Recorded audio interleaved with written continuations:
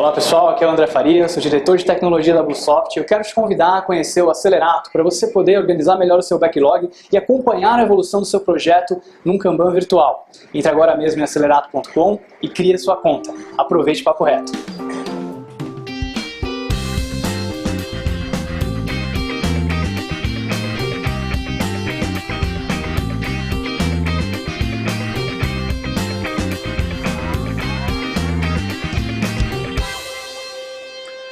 Boa noite pessoal, tudo bem? Então eu vou continuar com a apresentação do guia tributário. No último papo reto eu falei explanei um pouco sobre os principais tributos.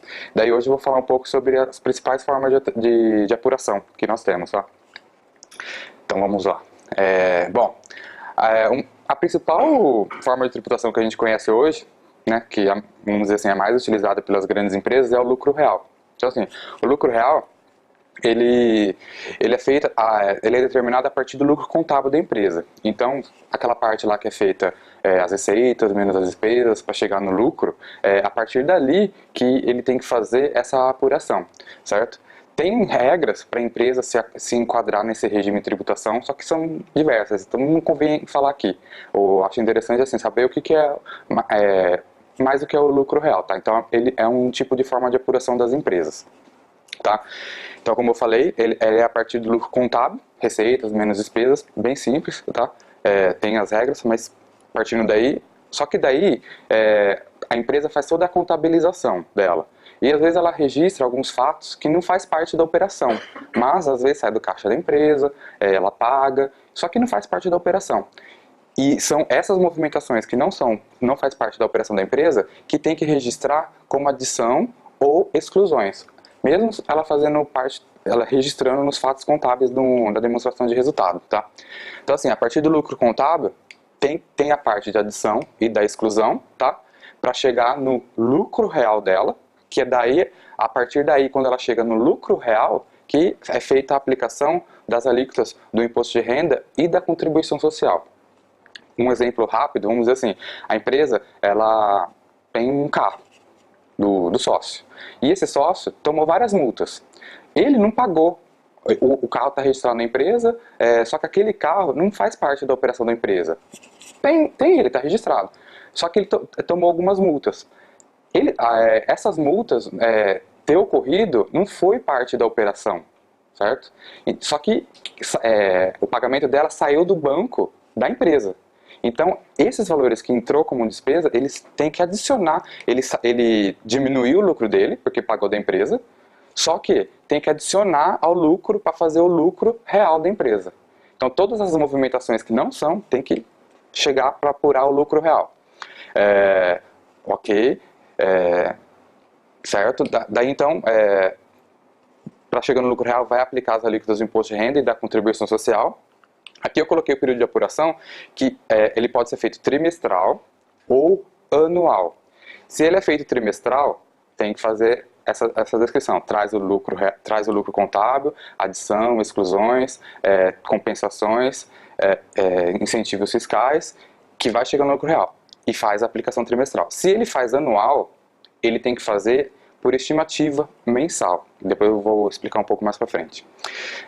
Quem é do lucro real, então, o imposto de renda e a contribuição social ele tem que pagar trimestralmente ou fazer anual. E o PIS e COFINS tem que fazer mensalmente. E o PIS e COFINS, se a empresa, a apuração é pelo lucro real, ele tem que fazer pela não cumulatividade. Então assim, ele faz as compras, tem as despesas, então ele pode tomar crédito. Quando ele faz as vendas, vai aplicar o PIS e COFINS como débito. E aí ele faz a apuração. Eu tive tanto de crédito, tanto de débito, eu vou ter que fazer o pagamento daquela diferença. Então isso é a não cumulatividade. Então se ele é do lucro real, a apuração do PIS e COFINS vai ser mensal e vai ser não cumulativo. Ok? Bom, tem um exemplo aqui quem é do lucro real tem que fazer o livro LALUR. O livro LALUR, ele demonstra aqueles fatos que eu comentei. As adições, as exclusões, as compensações. Tá? Então ele tem a parte A, ele compõe os lançamentos e ajustes do lucro líquido. Então tem lá aquele lucro contábil, ele vai marcar nessa parte A quais são as adições, as exclusões e as compensações. Tá? E a parte B, ele vai registrar, se ele teve prejuízo num período, ele vai poder compensar no próximo se ele teve lucro. Tem algumas regras, não vou falar aqui, só que é 30% sobre o lucro do próximo período. Então ele tem que ir registrando, conforme ele vai recuperando, tem prejuízo, ele registra. Utilizou um pouco mais, ele diminui. No outro período ele teve mais prejuízo, ele registra. Então a parte B é para registrar esses prejuízos. E a parte A é para registrar aquelas adições e as exclusões e quanto ele compensou para chegar no lucro real. Então o LALUR é o livro que ele faz a escrituração para chegar no lucro real. Tá? Tem um exemplo aqui do cálculo do imposto de renda e da contribuição social. Está bem simples, tá? Tem modelos o livro, mas para ficar um pouco mais rígido. Aqui o lucro líquido é aquele que ele pegou na DRE. Daí aqui ele adicionou alguns valores. Vamos pensar aqui, que ele teve 187 mil de multas, que não faz parte da operação. Então ele adicionou e tirou algumas exclusões. Foram receitas que ele pagaria imposto de renda, certo? Só que essas receitas que ele recebeu aqui, ele está excluindo do lucro dele. Ele registrou aqui, só que ele vai excluir porque por algum motivo não tem que pagar imposto de renda delas. Ou isso. Daí ele tem o lucro líquido ajustado. Vai aplicar a alíquota de 15%, que é do imposto de renda. Tem o adicional, tem um cálculo lá do adicional, ele teve adicional. Teve o imposto devido. Só que essa empresa tem os incentivos fiscais, que também tem várias regras. E ele teve R$ 409 em incentivos fiscais. O mais conhecido é de maternidade, PAT, Programa de Alimentação ao Trabalhador. Então ele registra aqui e dá o imposto de renda a recolher. A contribuição social não tem a parte de incentivos fiscais e nem de adicional. Então ele só adiciona as adições e as exclusões, dá o lucro ajustado e aplica a contribuição social. Mas tem mais regras. Esse daqui é o básico, assim, só para ficar um pouco como é feita a apuração. Tá. Aquela lá do lucro real. Quando a empresa ela não faz a apuração pelo lucro real, tem a lucro presumido, que ela é um pouco mais simplificada. Como que acontece? É assim, primeiro, ele precisa determinar qual foi o montante da receita dele. Daí tem várias regras. Receita de mercadoria, de serviço, de receitas financeiras, de aplicações. Primeiro ele junta tudo que ele teve de receita. E aí ele presume tem percentuais diferenciados para cada tipo de receita, de mercadoria, prestação, receita, algumas são diretas. Então ele presume o lucro sobre aquelas receitas. Essa presunção é feita através de alíquotas. Aqui tem uma tabelinha bem simples, mas tem outras. Igual no caso assim, ó, se a receita é de mercadoria, depois mais para frente tem um exemplo. A base presumida daquelas receitas é 8%. Para a contribuição social é 12%. Se ele teve receita de serviço, a alíquota presumida é de 32% sobre aquela receita. E para a contribuição social também. Esse lucro presumido ele é mais simplificado, ok? A forma de apuração para imposto de renda e contribuição social também é trimestral, não tem anual, tem que ser trimestral, diferente do lucro real. E o PIS e COFINS tem que ser mensal. E o PIS e COFINS sendo mensal, ele não é não cumulativo. Ele é cumulativo. Porque o lucro presumido, ele não tem aquele conceito que eu posso tomar crédito, apurar crédito. Ele é só sobre as saídas. E o PIS e COFINS também. Então, ele monta a base da receita que ele teve, só que daí ele não presume, igual é feita para o imposto de renda e contribuição social. Para o PIS e COFINS, ele aplica alíquota direta. Vamos supor, ele teve 100 mil reais de receita. Para apurar o PIS e COFINS, ele não presume, 8% foi de lucro, e daí aplica o imposto de renda e contribuição social. Ele fala, não, 100 mil reais foi minha receita. Então ele vai lá, aplica 0,65 de PIS e 3 da COFINS. Aquilo ali vai ser o PIS e COFINS a pagar. Então tem essa diferença aqui.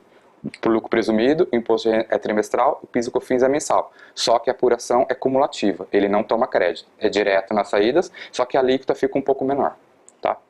Tem uma tabelinha aqui, ó. Então vamos imaginar, teve uma receita bruta de 100%, foi 200 mil. A base de cálculo, como é do comércio, a gente considerou só que foi 8%, porque aqui, ó, mercadorias é 8% e 12%. Então voltando aqui, então 8%, 200 mil, dá 16 mil reais a base de cálculo, certo? O PIS e COFINS, ele não presume os 8%, então ele pega a base, a receita bruta total, aplica 0,65 e dá o valor a pagar. A mesma coisa para COFINS, 3% direto sobre a receita bruta, que formou a receita, aplica, vai dar o valor a pagar. Daí, para o imposto de renda e contribuição social, tem a alíquota aqui. Só que primeiro ele presume, ó, 8% e 12%. Então, ali 8% para o imposto de renda, mercadoria, e 12% contribuição social, certo? 8, imposto de renda, 12. Vai dar a base do lucro presumido. Daí ele aplica a alíquota do imposto, 15%, e contribuição social, tá? Então tem essa diferença aqui. Imposto de renda, contribuição, ele presume. E PIS e COFINS, ele vai direto sobre a receita bruta, ok? Bom, daí tem Simples Nacional, é para empresas menores, tá? É útil. É para empresas menores.